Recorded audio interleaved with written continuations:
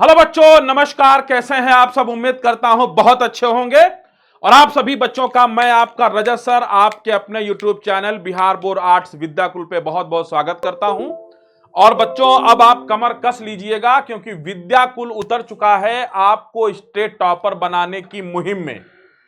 और उस टॉपर बनाने की मुहिम का पहला पड़ाव आज से शुरू होता है। हम आपके लिए आज लेकर के आए हैं 100 मल्टीपल चॉइस क्वेश्चन, मतलब बहुविकल्पी प्रश्न। और यह बहुविकल्पी प्रश्न 3 चैप्टर से हम लेकर के आए हैं।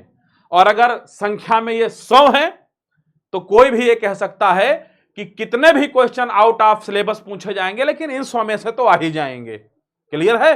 तो अब ये कवायद, ये मुहिम, ये आंदोलन, ये क्रांति, जो आप कहना चाहें, ये शुरू हो गई है।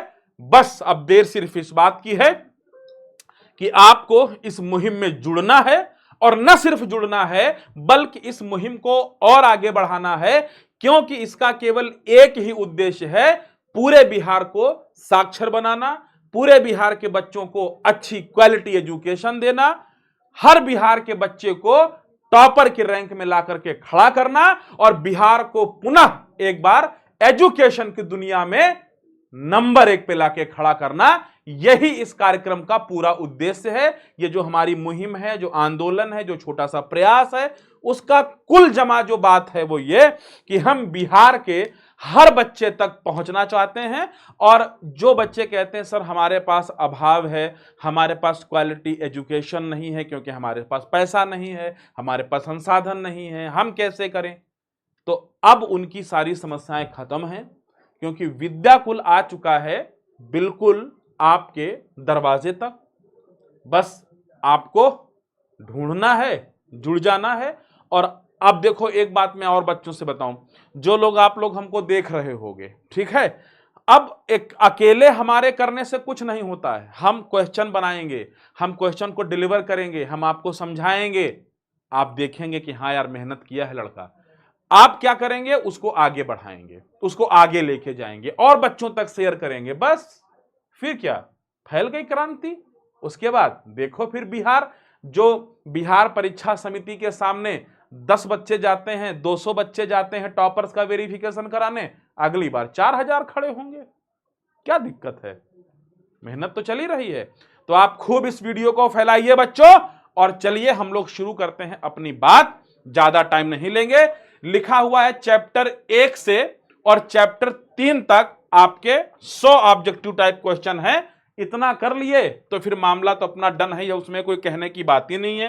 ठीक है, पहला क्वेश्चन है बच्चा, घोड़े की हड्डियों के साक्ष्य कहां से मिले थे?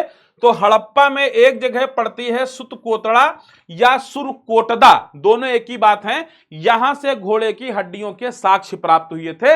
यह स्थल हमेशा याद रखिएगा, बहुत इंपॉर्टेंट है, घोड़े की हड्डियों के साक्ष्य। लेकिन एक बात यहां यह भी याद रखना कि हड़प्पा के लोग घोड़े से परिचित नहीं थे, केवल एक ऐसा अनुमान लगाया गया है कि यहां पे हड्डियां मिली थी।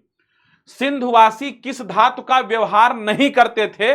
तो बच्चों, सिंधु वाले लोगों को लोहे का ज्ञान नहीं था। मेरे बच्चों, किसका ज्ञान नहीं था? लोहे का ज्ञान नहीं था, बाकी हर चीज का उनको ज्ञान था। अगला, सिंधु घाटी सभ्यता की सबसे विशिष्ट पुरावस्तु क्या है बेटा? सिंधु घाटी सभ्यता की सबसे विशिष्ट पुरावस्तु की बात करोगे, हमेशा जवाब एक ही आएगा, मोहर। अगला क्वेश्चन क्या है बेटा? मोहनजोदड़ो का उत्खनन किसने किया था? मोहनजोदड़ो का उत्खनन राखाल दास बनर्जी ने वर्ष 1922 में किया था। अगला क्वेश्चन बेटा क्या बनेगा? हड़प्पा सभ्यता में प्राप्त अवतल चक्की पर किस पुरातत्वविद ने प्रकाश डाला है? किसने? अर्नेस्ट मैके ने कहा है कि यह शायद कोई चक्की रही होगी, कुछ ऐसे एक पत्थर ऐसे मिला है और ऊपर से ऐसे एक पत्थर मिला हुआ है, तो यह कहा गया कि हो सकता है लोग अनाज वगैरह पीसने के लिए इसका प्रयोग करते होंगे। अगला क्वेश्चन, निम्न किस स्थल में कारखाने पाए जाने से मनकों को बनाए जाने की प्रक्रिया स्पष्ट होती है? मतलब इन शॉर्ट अगर हम कहें, हड़प्पा सभ्यता का वह नगर जहां मनके का कारखाना था या मनके बनाने का कारखाना था। कुछ नहीं करना है, सीधे चन्हू दड़ों पे आके अपना निशान लगा देना है, बाकी 3 को देखना ही नहीं है, केवल चन्हू दड़ों। आगे, हड़प्पा की बस्तियों से 2000 से अधिक मोहरें पाई गई हैं। जब कभी मोहरों की बात चले, एक पत्थर हमेशा याद रखना, सेल खड़ी। और कुछ देखना ही नहीं है, सीधे सेल खड़ी पे आंसर करना, आगे बढ़ जाना, बात खत्म। बाकी हमें डिस्टर्ब होना ही नहीं है। मोहर की बात आए, कभी पुरावस्तु की बात आए, सबसे विशेष पुरावस्तु मोहर, मोहर की बात आए तो केवल सेल खड़ी का पत्थर, बात खत्म है। अगला क्वेश्चन क्या है, निम्न किस स्थल में खांचेदार खेत के प्रमाण मिले हैं बेटा? कालीबंगा। कालीबंगा एक हड़प्पा कालीन स्थल है जो राजस्थान में है मेरे बच्चों, राजस्थान में, और यहां से खांचेदार खेत या जुते हुए खेत के प्रमाण मिले हैं। मोस्ट इंपॉर्टेंट क्वेश्चन है, इसको अपने दिमाग में बना लीजिएगा। क्या है ये मोस्ट इंपॉर्टेंट क्वेश्चन है। अगला बच्चा, अगला क्वेश्चन क्या है, हड़प्पा वासियों द्वारा कृष्य फसलें थी, मतलब हड़प्पा के लोग कौन सी फसल करते थे? कॉमन सेंस क्या है यार, गन्ना तो बहुत बात की फसल है, मूंगफली हमारे यहां बाहर से आई है, तो हमारे यहां बचा क्या? केवल गेहूं, जौ और तिल की खेती किया करते थे। अगला क्वेश्चन बेटा, हड़प्पा सभ्यता में पाई गई मुहरें आमतौर पर किस प्रकार की होती हैं? अगर आमतौर पर देखा जाए तो यहां पे अगर देखा जाएगा तो ये मुहरें चौकोर होती थी, मतलब आमतौर का मतलब है सबसे ज्यादा मात्रा में, तो सबसे ज्यादा मात्रा में चौकोर होती थी। कैसी? चौकोर, ना त्रिभुजाकार। वैसे तो गोलाकार भी थी, त्रिभुजाकार भी, लेकिन अधिकतर जो थी वो चौकोर थी। अच्छा, कभी कभी इसको वर्गाकार भी कह सकते हैं, यह ना कहना कि सर आपने ये बताया ही नहीं। चौकोर वर्गाकार एक ही बात होती है जिसकी चारों भुजाएं बराबर होती हैं। धौलावीरा किस राज्य में है? बड़ा प्यारा क्वेश्चन है। धौलावीरा गुजरात में है। गुजरात में ही एक और जगह पड़ती है सुरकोटदा, सुरकोटदा या सुरकोटड़ा, और यहीं पे एक जगह पड़ती है बेटा लोथल, और यहीं पे बेटा एक जगह पड़ती है रंगपुर। ये सारे नाम याद रखना क्योंकि ये एग्जाम में बहुत धुआंधार तरीके से पूछे जाते हैं बेटा, ठीक है। ये क्वेश्चन मैं आपको ट्रिपल स्टार करके दे रहा हूं, गुजरात से क्वेश्चन जरूर आएगा। अगला क्वेश्चन क्या बनेगा, पुरातत्व के अंतर्गत निम्न में कौन एक नहीं आता है? पुरातत्व का मतलब सीधा होता है पुरानी चीजें जिनके आधार पर इतिहास लिखने का प्रयास किया जाता है। तो जब हमें किसी भाषा को समझने में दिक्कत होती है, लिखित हमारे पास सामग्री नहीं है, तो हम पुरातत्व का यूज करते हैं, पुरानी वस्तुओं का। तो साहित्य जो है वो तो लिखित स्रोत है, उसमें पुरातत्व नहीं है, वो अलग मसला है। तो पुरातत्व में साहित्य नहीं आता है, बाकी औजार, सिक्के, अभिलेख, भग्नावशेष, महलों के टुकड़े सब आते हैं। मोहनजोदड़ो का शाब्दिक अर्थ क्या होता है? महान का टीला, जीवितों का टीला, इनमें से कोई नहीं बेटा। मोहनजोदड़ो का मतलब होता है मृतकों का टीला, मरे हुए लोगों का टीला, मोहनजोदड़ो। अगला, भारतीय पुरातत्व का पिता किसे कहा जाता है? तो बेटा भारतीय पुरातत्व का पिता जो है अलेक्जेंडर कनिंघम को कहा जाता है। किसको कहा जाता है बाबू? भारतीय पुरातत्व का जनक अलेक्जेंडर कनिंघम को कहा जाता है। अगला क्वेश्चन, क्योंकि इन्होंने क्या किया था? इन्होंने 1861 में क्या किया था? भारतीय पुरातत्व विभाग की स्थापना करी थी। भारतीय पुरातत्व विभाग की स्थापना करी थी, और इसी के तहत एक संगठन काम करता है, ASI, archaeological survey of India, जो पुरानी पुरानी चीजों को खोद के निकालता है और फिर उनकी उम्र वगैरह ज्ञात करके आपको उस समय के इतिहास की पूरी जानकारी देने का प्रयास करता है। तो इस बात को आप हमेशा याद रखिए, इसी वजह से इनको क्या कहा जाता है? भारतीय पुरातत्व का इनको जनक कहा जाता है बेटा। क्या कहा जाता है? भारतीय पुरातत्व का जनक कहा जाता है अलेक्जेंडर कनिंघम को, ठीक है बेटा। अच्छा, अब आगे की बात हम करेंगे आपके साथ। अगला क्वेश्चन क्या है, सिंधु सभ्यता को किस श्रेणी के अंतर्गत रखा जाता है? सिंधु सभ्यता बेटा आद्य ऐतिहासिक काल है। क्यों? इसलिए इसको आद्य कहते हैं कि इस काल में लिपि तो थी, इस काल में लिपि तो थी, लेकिन वो अपठनीय है। अभी तक क्या है? अपठनीय है, मतलब अभी तक उसको पढ़ा नहीं जा सका है बेटा, ठीक है। तो ये आद्य ऐतिहासिक काल कहलाती है। अगला क्वेश्चन बाबू क्या बनेगा, राखाल दास बनर्जी को मोहनजोदड़ो के अवशेष किस वर्ष मिले? कितनी बार पूछा गया है? 9 में, 13 में, 20 में, 21 में, 23 में।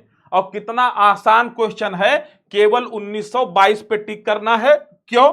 1921 में हड़प्पा की खोज हुई थी, हड़प्पा मिला था, और 1922 में क्या मिला था बाबू? 1922 में मोहनजोदड़ो मिला था। अगला क्वेश्चन बेटा, सिंधु घाटी सभ्यता में विशाल स्नानागार के अवशेष कहां से प्राप्त हुए? 2009 में, 13 में, 15 में, 16 में, 17 में, 19 में, 21 में, 24 में, अब मैं आपको लिखे दे रहा हूं अब 21 से 25 में, ये अपने पास लिखे दे रहा हूं। आंसर क्या होगा? बहुत आसान, मोहनजोदड़ो। मोहनजोदड़ो में विशाल स्नानागार मिला था। वो एक स्नानागार इस तरीके से बना होता था बेटा, उत्तर और दक्षिण में इसमें सीढ़ियां होती थी।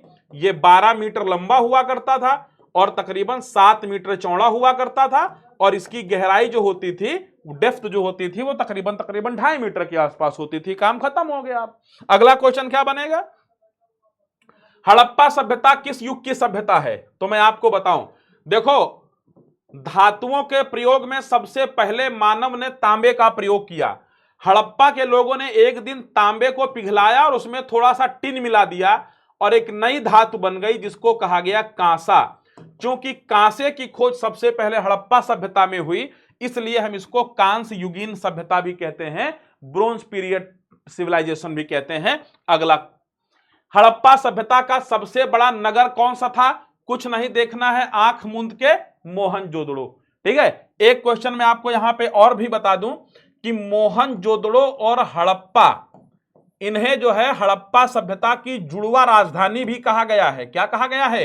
इनको जुड़वा राजधानी भी कहा गया है। और जुड़वा राजधानी कहा है स्टुअर्ट पिगट ने। किसने कहा है? स्टुअर्ट पिगट ने। ये याद रखना, स्टुअर्ट पिगट ने कहा है कि मोहनजोदड़ो और हड़प्पा ये दोनों ये सिंधु साम्राज्य की, सिंधु सभ्यता की राजधानियां हैं।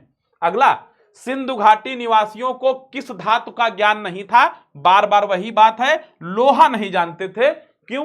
क्योंकि भैया लोहे का जो व्यवहार हुआ है वो उत्तर वैदिक काल से शुरू हुआ है।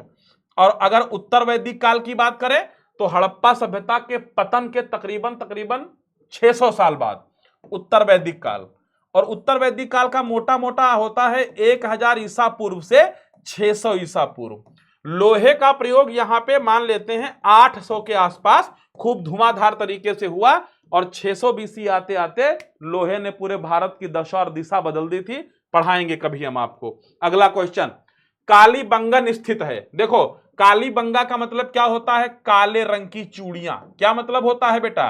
कालीबंगन का मतलब होता है काले रंग की चूड़ियां। और ये बेटा स्थित कहां है? कालीबंगा की जब कभी बात आएगी तो केवल अपने दिमाग में राजस्थान बना लेना। बाकी अगला क्वेश्चन क्या हो जाएगा बाबू? हड़प्पा किस नदी के किनारे है? हड़प्पा, देखो, सिंधु के किनारे कौन है? मोहनजोदड़ो। मैं आपको लिखे दे रहा हूं, कभी अगर मोहनजोदड़ो की बात आए, मोहनजोदड़ो, या कभी चन्हुदड़ो की बात आए, किसकी? चन्हुदड़ो, दोनों सिंधु नदी के किनारे। व्यास के किनारे छोड़ दीजिए, सतलज भी छोड़ दीजिए, रावी के किनारे हड़प्पा है। इनके किनारे कोई खास स्थल नहीं है तो इसको छोड़ दीजिए। वैसे अगर आपको बहुत देखना है तो एक रोपड़ है जो सतलज नदी के किनारे पड़ता है, आप इसको याद रख सकते हैं। अगला क्वेश्चन देखेंगे बेटा, तो इसमें राइट आंसर क्या हो जाएगा भाई? हड़प्पा किस नदी के किनारे है? तो हड़प्पा रावी नदी के किनारे है। बात ही खत्म हो गई। अगला क्वेश्चन देख लेंगे। लोथल स्थित है, अभी थोड़ी देर पहले बताया था, लोथल गुजरात में है। और लोथल में एक बंदरगाह पाया गया है। क्या पाया गया है? बंदरगाह।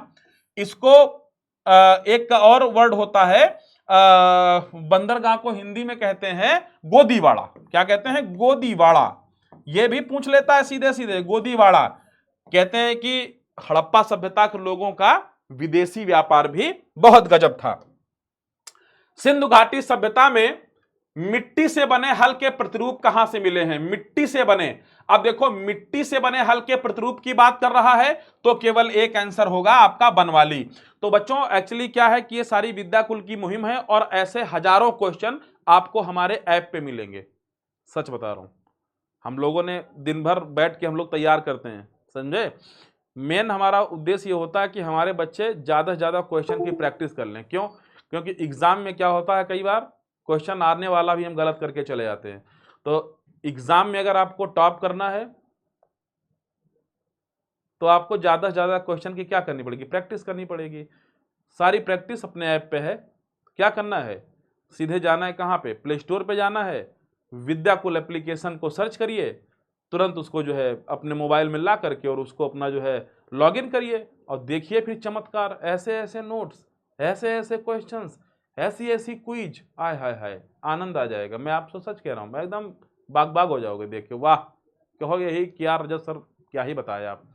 तो याद रखना इस बात को, अगर आपको मन करे तो। यहां पे आप 100 क्वेश्चन की प्रैक्टिस कर रहे हैं, वहां 10,000 क्वेश्चन आपके लिए पड़े हैं। जाओ डूबो क्वेश्चन में, और जो क्वेश्चन में डूब गया टॉपर बन के निकलता है। सीधे अगला क्वेश्चन देखेंगे भैया। हड़प्पा सभ्यता का नगर था। हड़प्पा सभ्यता में 2 मंजिले मकान होते थे, तो सीधा क्या हो गया, 2 स्तरीय नगर था। क्या 2 स्तरीय? अगला क्वेश्चन क्या बनेगा भैया, हड़प्पा की बस्तियों की खुदाई की किसने किसने? सर जॉन मार्शल, ठीक। सर विलियम जोन्स, नहीं, ये तो विद्वान थे, इनका कोई लेना देना ही नहीं था इससे। मार्टिमर व्हीलर, हाँ ठीक है। तो इसमें राइट आंसर जो आपका हो जाएगा वो ए और सी दोनों हो जाएगा। इसमें विलियम जोन्स का कोई मतलब नहीं है। विलियम जोन्स एक्चुअली एक इतिहासकार थे, और ये इन्होंने बंगाल में एक संस्था खोली थी, एशियाटिक सोसाइटी ऑफ बंगाल, और ये भारतीय शिक्षा व्यवस्था के ठीक ठाक समर्थक माने जाते हैं। भारतीय प्राच्य विद्या के समर्थक इनको कहा जाता है। बहुत कमाल के आदमी थे। अगला क्वेश्चन देखेंगे। सिंधु घाटी सभ्यता की जुड़वा राजधानी थी। लो क्वेश्चन ही आ गया, कौन कौन? हड़प्पा और मोहनजोदड़ो। और ये कहा किसने है? स्टुअर्ट पिगट ने। बहुत बार पूछा गया है। अगला क्वेश्चन, हड़प्पा का उत्खनन किसने किया था? भैया हड़प्पा का उत्खनन किया था दयाराम साहनी ने। किसने? दयाराम साहनी ने। कब? 1921 में। अगला क्वेश्चन क्या होगा? हड़प्पा सभ्यता की संभवतः सबसे प्रसिद्ध कलाकृति नृत्य की मुद्रा में नग्न स्त्री की एक कांस्य मूर्ति प्राप्त हुई है। एक मूर्ति प्राप्त हुई है जो कांसे की बनी है, और उस मूर्ति की जो आकृति है वो एक नग्न स्त्री है और नृत्य कर रही है। इस आधार पर यह भी कहा जाता है कि हड़प्पा के लोग नाच गाने में भी और संगीत में भी बहुत इंटरेस्टेड थे, और उनको इस बात का पूरा नॉलेज भी था। तो ये जो मूर्ति आपको मिली है बेटा, ये मूर्ति मिली है मोहनजोदड़ो से। साथ ही साथ इनकी मूर्ति बनाने की कला पे भी प्रकाश पड़ता है कि ये लोग कला में भी बहुत आगे थे, शिल्प कला वगैरह बहुत अव्वल दर्जे की थी इनकी। अगला क्वेश्चन है, मोहनजोदड़ो किस भाषा का शब्द है? तो मोहनजोदड़ो सिंधी भाषा का शब्द है। किसका? सिंधी भाषा का शब्द है बेटा। अगला क्वेश्चन देखेंगे हम लोग। सिंधी भाषा का शब्द है। पहली बार राय बहादुर दयाराम साहनी ने वर्ष 1921 में कहां पर उत्खनन कराया था? भैया पहली बार उत्खनन ही हड़प्पा नामक जगह पे हुआ था, इसीलिए वहां पे जो शहर मिले, एक पूरी सिविलाइजेशन मिली, उसका नाम हड़प्पा रखा गया। क्यों? क्योंकि उस सिविलाइजेशन का पहला स्थल हड़प्पा में मिला था। दैट्स वाई हम लोग हमेशा उसको हड़प्पा या सिंधु सभ्यता के नाम से जानते हैं। अगला क्वेश्चन, निम्नलिखित हिंदू देवताओं में से कौन सैंधव सभ्यता के प्रमुख देवता थे? कोई नहीं। गणेश बहुत बाद में आए हैं, विष्णु बहुत बाद में आए हैं, वरुण बहुत बाद में आए हैं, शिव। और इनको किस रूप में पूजा जाता था? पाशुपत शिव। क्या कहा जाता था? पाशुपत शिव। ये, या इनको एक नाम और दिया जाता था, आद्य शिव। क्या कहा जाता था? आद्य शिव। ये इस नाम से ये जाने जाते थे। तो शिव की पूजा होती थी, इसलिए कहते हैं शिव सबसे पुराने देवता हैं। खैर देवता तो सब देवता ही होते हैं, उसमें नया पुराना क्या है। खैर, सिंधु घाटी सभ्यता किसके समकालीन नहीं थी? अब इंपॉर्टेंट चीज यह है, किसके समकालीन नहीं थी भैया?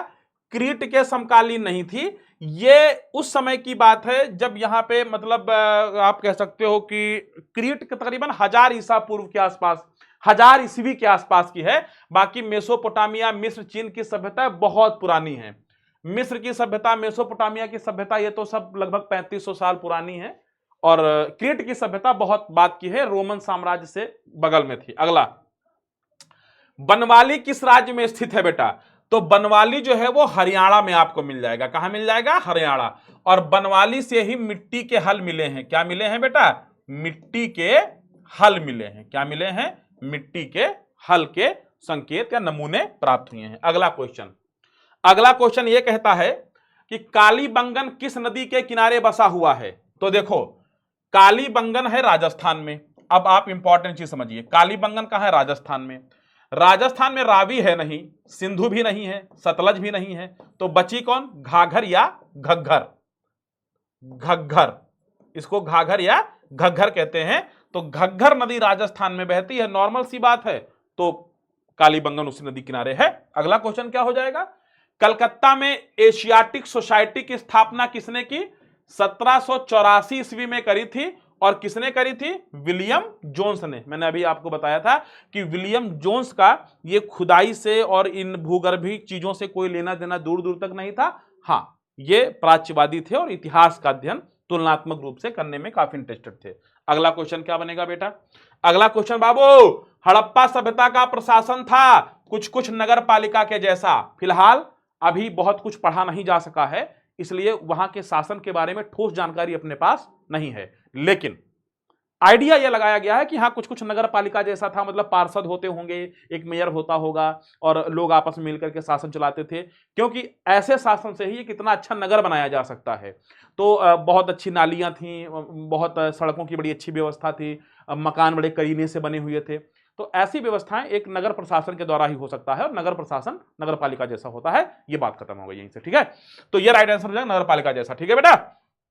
तो once again I suggest you कि आप लोग जो है अगर स्टेट टॉपर बनना चाहते हो ना भाई, तो प्रैक्टिस याद रखना, प्रैक्टिस याद रखना, प्रैक्टिस बहुत जरूरी है, ठीक है। प्रैक्टिस ये मूल मंत्र है।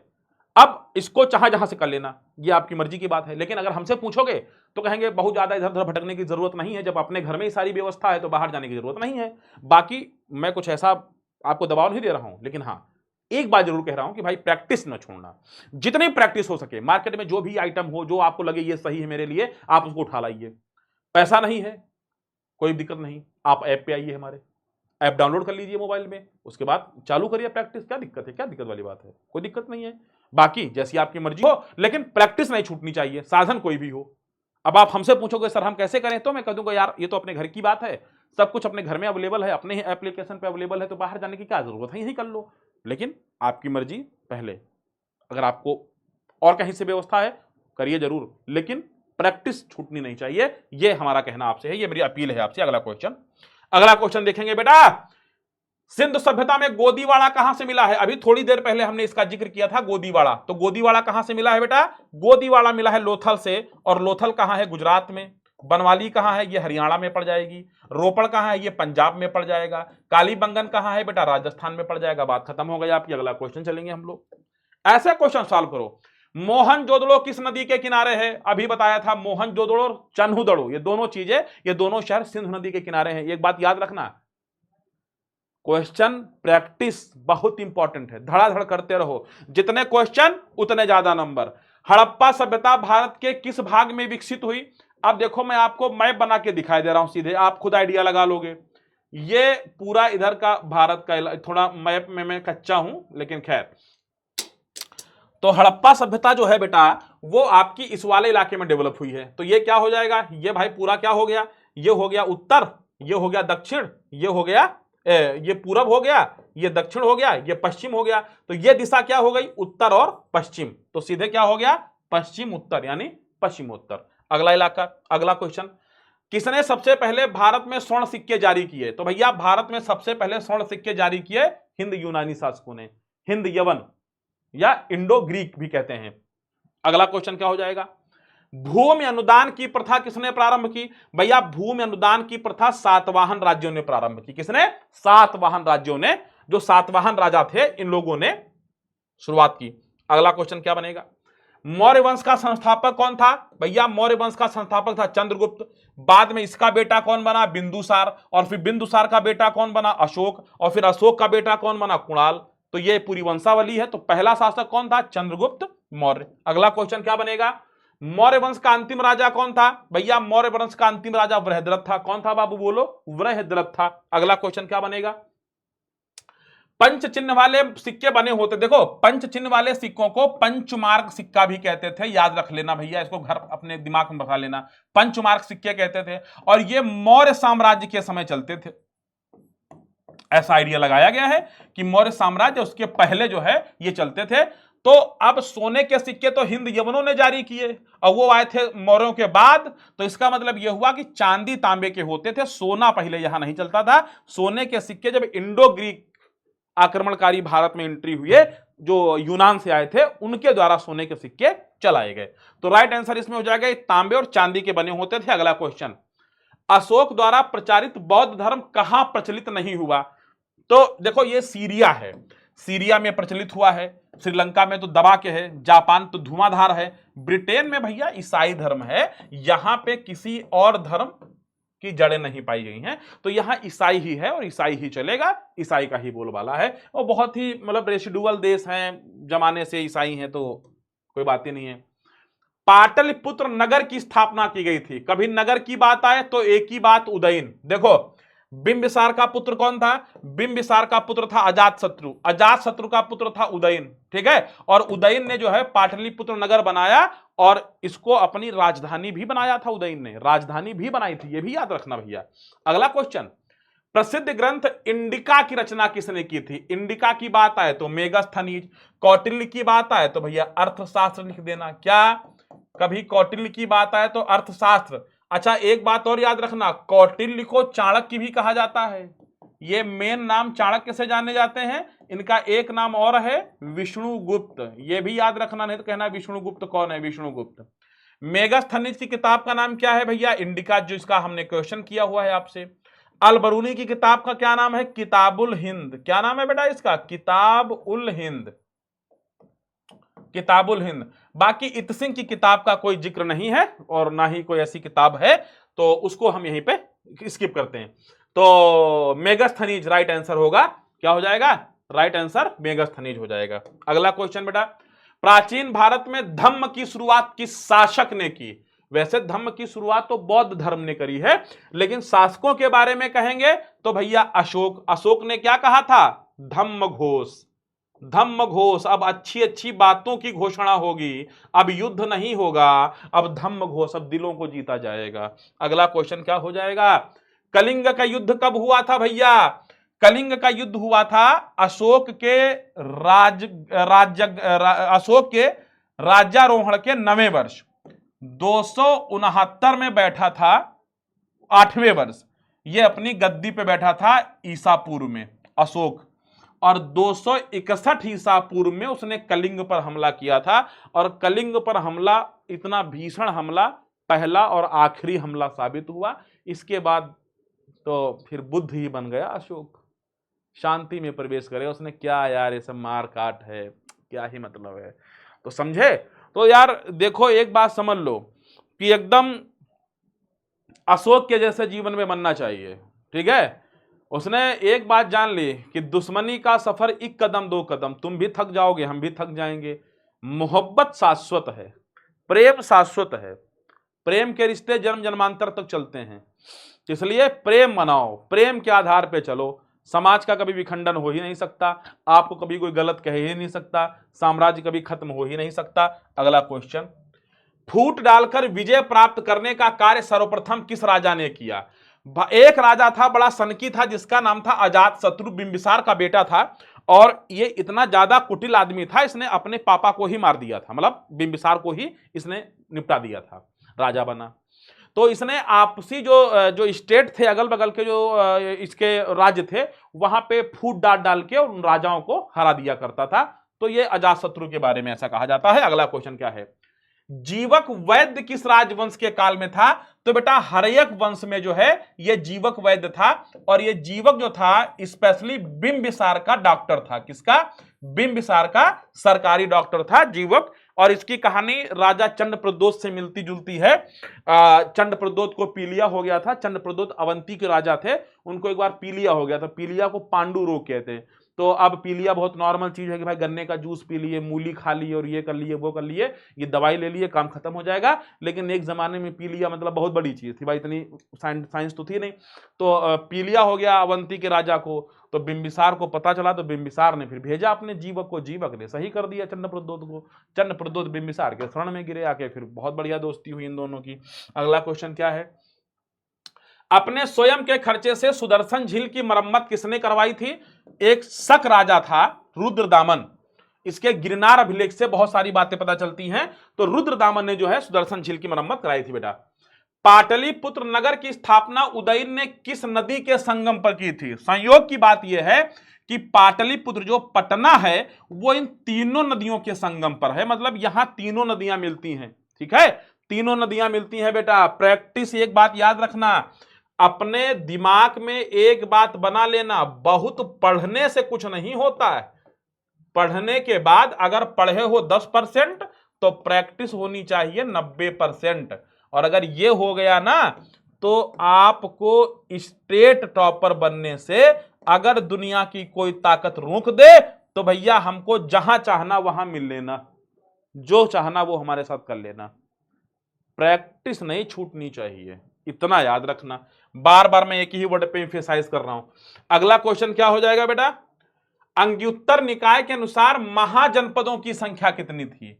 महाजनपद कीवर्ड है, महाजनपद की बात आएगी तो भैया इनके अनुसार महाजनपदों की संख्या थी 16।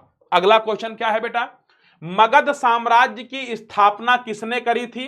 तो मगध साम्राज्य की स्थापना करने वाला महान शासक था बिंबिसार, हर्यक वंश से संबंधित था। अगला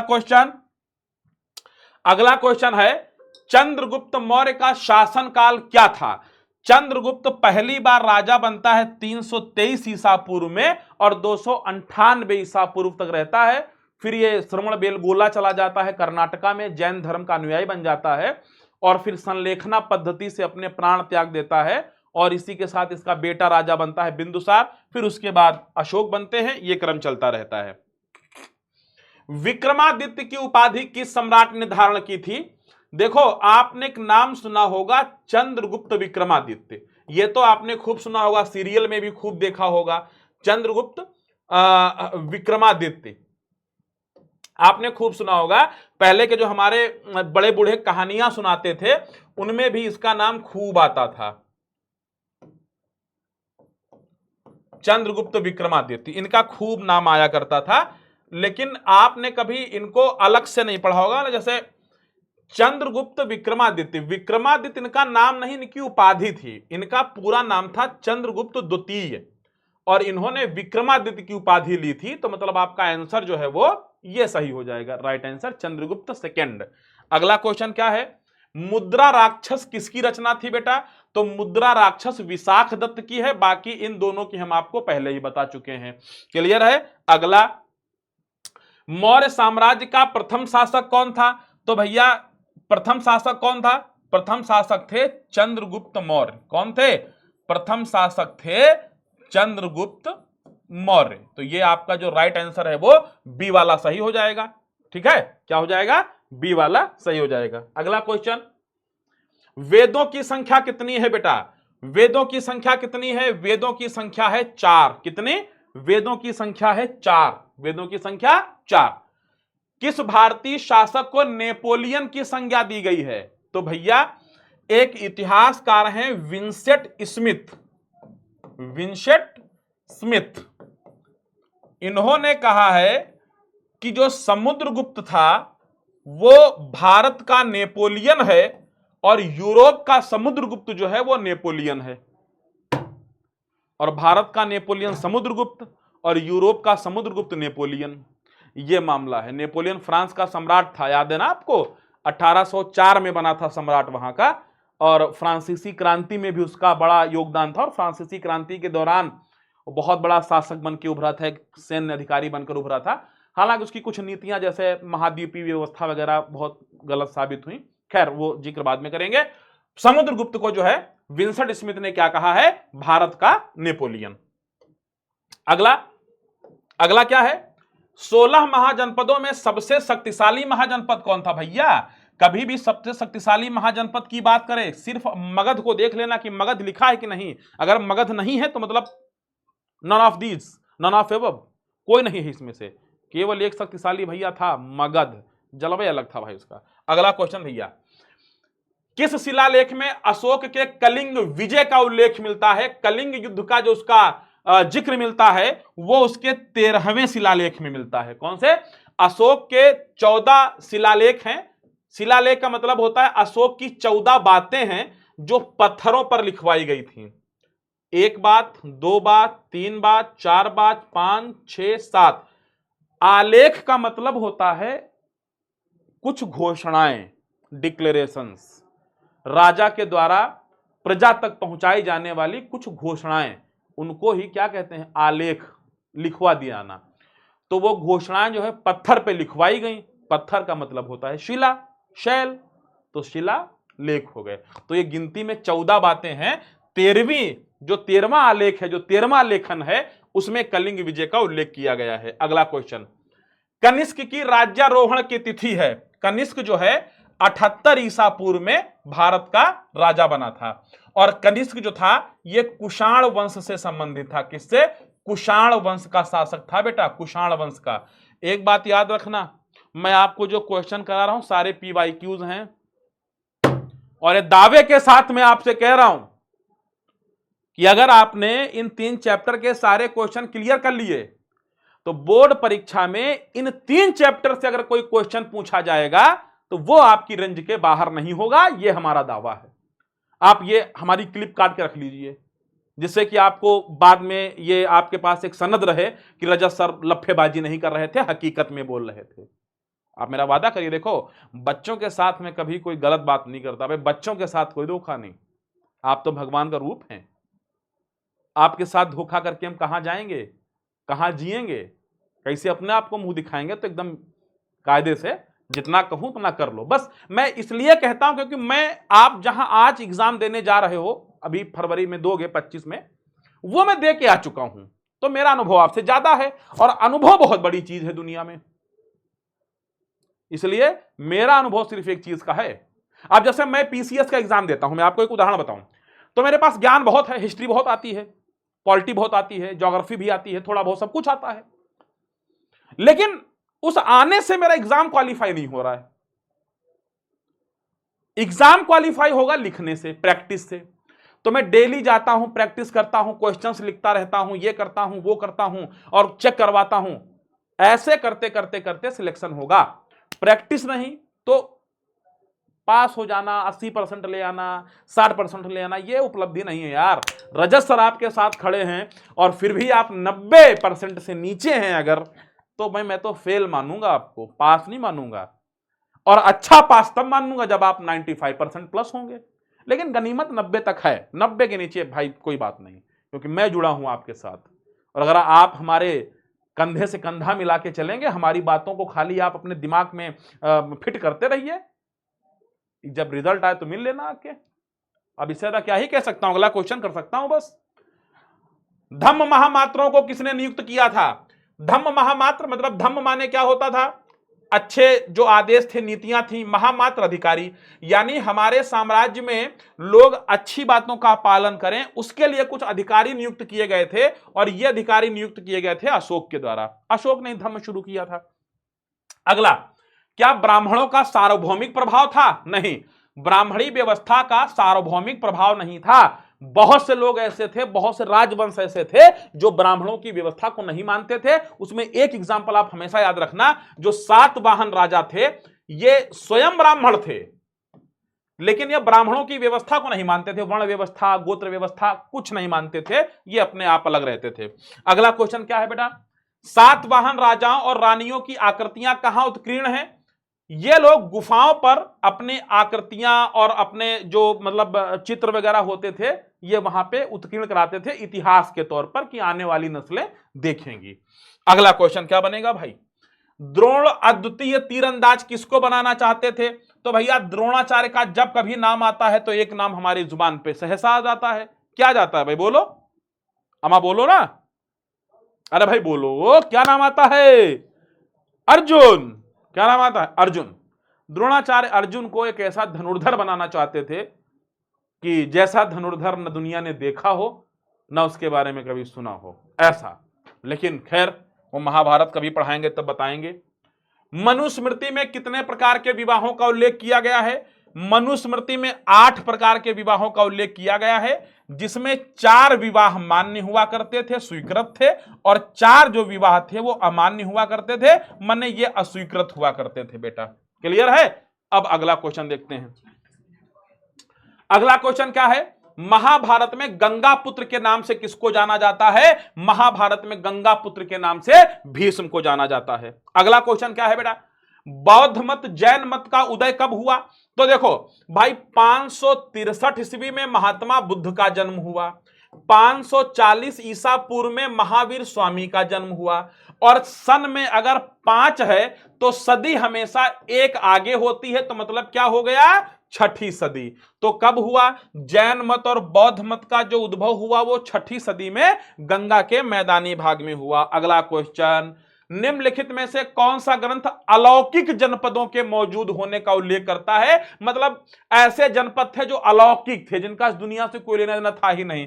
ऐसी बातें केवल दर्शन में की जा सकती हैं, और अभिधम्म पिटक जो है वो बौद्ध साहित्य के दर्शन का भाग है, इसमें सारा बौद्ध दर्शन दिया गया है। अगला क्वेश्चन क्या बनेगा बेटा?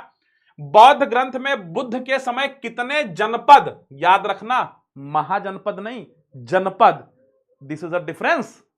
महाजनपद अलग चीज है, महाजनपद थे 16, और यहां पे पूछा है जनपद, गच्चा इसे खाते हैं। इसीलिए कहता हूं प्रैक्टिस करना खूब कायदे से। और प्रैक्टिस कहां करना? जहां आपको खूब ढेर सारे क्वेश्चन मिले, और जब कहीं ना मिले तो कहीं ना जाना, प्ले स्टोर पे चले जाना, विद्याकुल लिख देना, जिसपे आप क्लास कर रहे हो, यही अपनी विद्याकुल, जो अपना परिवार है, जो अपना घर है, ये प्ले स्टोर पे अवेलेबल है।